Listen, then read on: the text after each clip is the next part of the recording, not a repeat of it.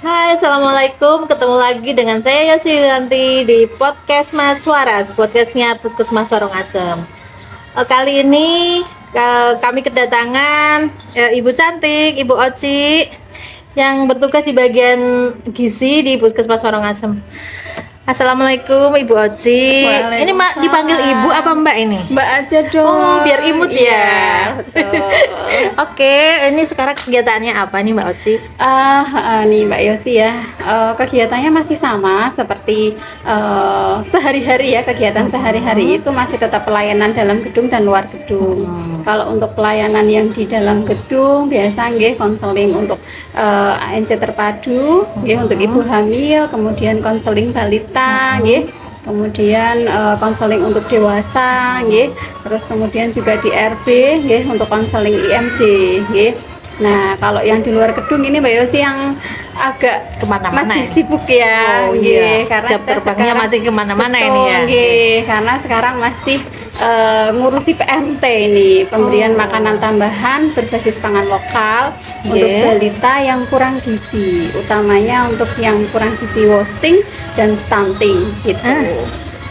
Ada yang menggelitik nih. Iya. Saya sering banget nemu stunting itu sudah Iya. mendunia. Iya. Stunting sudah di semua media ada, Iya, bahkan di sampai mana-mana. sampai di pemerintahan pun sampai itu Betul. diangkat gitu. Iya. Itu sebenarnya apa sih Mbak Oci? Oke, kok setontang stunting Iya. ya Bu Yosi ya, di mana-mana stunting sebenarnya stunting itu apa? Nggih, memang betul sekali bahwa stunting itu sekarang masih menjadi program nasional nggih, jadi pemerintah masih konsen sekali tentang masalah gizi nggih. Jadi stunting itu adalah salah satu masalah gizi yang pengertiannya adalah kondisi gagal tumbuh.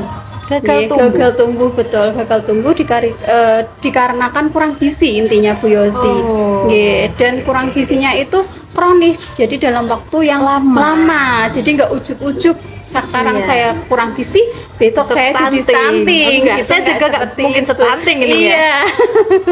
Deh, gitu. Oke, oke, Seperti oke. itu. Jadi itu karena kekurangan gizi yang lama. Betul. Terus kekurangan gizi yang lama itu kenapa sih Bu biasanya? Iya, jadi kekurangan gizi yang lama itu terjadi ketika di 1000 hari pertama kehidupan. 1000 Nggih. hari pertama, kehidupan. Nggih, kalau bahasa kerennya tuh kayak periode emas gitu. Oke. Nggih. Nah, periode emas itu adalah di hari di mana nggih sel Oke. telur ketemu dengan sel sperma, terjadi pembuahan, terus kemudian hamil nggih, ibu hamil sampai nanti bayi itu usia 2 tahun atau balita tersebut usia 2 tahun itu kalau dihitung 1000 itu hari. namanya 1000 hari. Makanya betul. disebut periode emas. Nah, di situ ketika ibu hamil kurang gizi, terus kemudian ketika lahir balitanya tidak mendapatkan ASI eksklusif Oke. yang baik, kemudian mendapatkan gizi yang optimal sampai usia 2 tahun. Nah, itu bisa mengakibatkan stunting.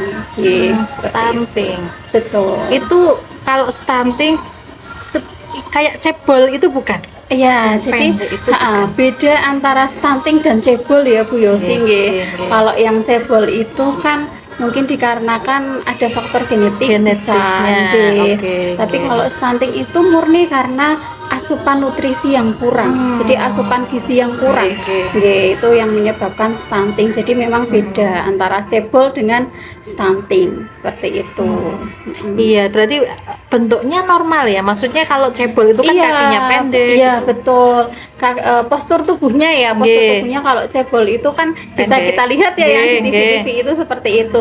Tapi kalau stunting itu postur tubuhnya normal, nggih, proporsional.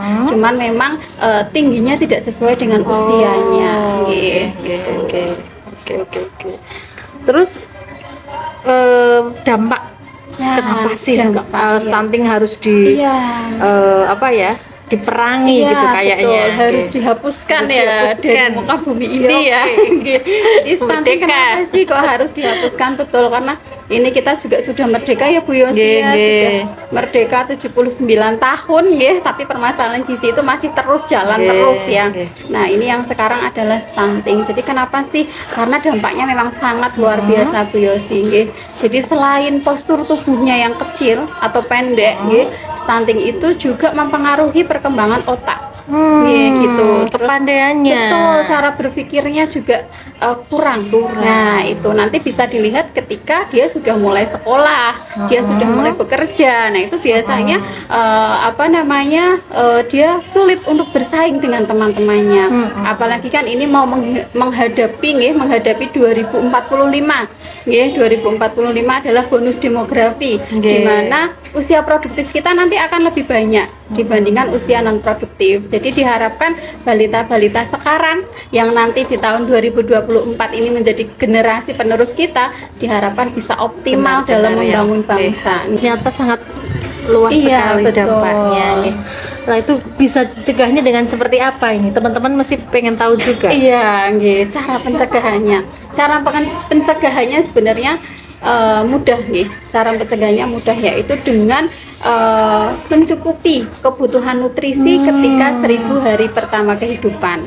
Makanya untuk sasaran penanggulangan stunting ini tidak hanya untuk balita saja Bu Yosi, nggih, tapi mulai dari ketika remaja, ketika calon pengantin, terus kemudian ketika ibu hamil, nggih, terus kemudian ketika bayi, kemudian ketika balita, itu pemenuhan nutrisi itu harus benar-benar diperhatikan. Persiapkan dari awal sekali. Iya, jadi ketika remaja itu juga penting, nggih. Makanya remaja-remaja sekarang di Puskesmas Warangasem juga menggalakkan aksi bergizi Bu Yosi. Oh, yang di sekolah-sekolah jadi di sekolah itu ya. di SLTP dan SLTA, nggih, itu kami membagikan tablet tambah darah, kemudian minum bersama. Untuk tablet tambah darah diharapkan ketika remaja dia sehat, ketika hamil dia menjadi ibu hamil yang sehat, terus kemudian ketika lahir bayinya menjadi bayi yang sehat juga. Dan kemudian sampai usia 2 tahun nanti ibunya juga diharapkan bisa memenuhi kebutuhan asupan gizinya juga yang lebih optimal. Baik. Oke, Mbak Oci, ternyata memang sangat luas sekali dan penting sekali ya sahabat. Iya, betul. Stunting sangat mempengaruhi kehidupan kita, terutama ternyata sampai ke masalah ekonomi. Jadi bagaimana negara kita akan maju, kita lihat dulu stuntingnya masih banyak apa enggak. Dan ini sekedar informasi ya, di Puskesmas Warangasem untuk data bulan Juni, karena ketika bulan Juni itu kita ada intervensi serentak, jadi penimbangan serentak di Posyandu, itu 100% ya, diharapkan 100% balita di Warangasem untuk bisa ditimbang semuanya. Dan di bulan Juni itu dari balita kita, jadi balita kita persen enggak Bu Yosi berapa jumlahnya semuanya? Banyak ya, itu udah dikumpulkan satu kelas penuh. Iya, penuh sekali, karena ada 3.727 balita kita di Puskesmas di seluruh kecamatan wilayah.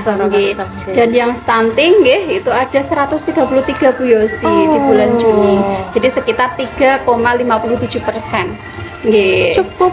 Iya, cukup.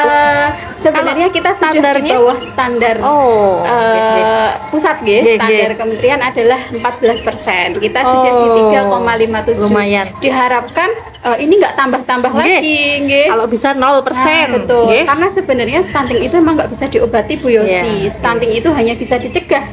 Jadi biar nggak tambah lagi. Karena ketika menyiapkan makanan untuk bayi balita, diharapkan ibu-ibu harus bersih, jadi cuci tangan pakai sabun dulu, itu harus selalu dibiasakan. Di Germas itu juga ada salamnya Bu Yosi. Iya. Ini perlu kita salam Germas. Iya, betul. Kita bersama-sama untuk salam Germas ya. Mbak Oci. Salam Germas. Sehat, bugar, produktif, cegah stunting itu penting. Oke, terima kasih sahabat podcast Mas.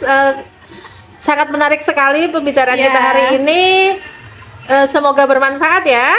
Terima kasih. Assalamualaikum. Terima kasih Mbak Oci. Sama-sama Bu Yosi.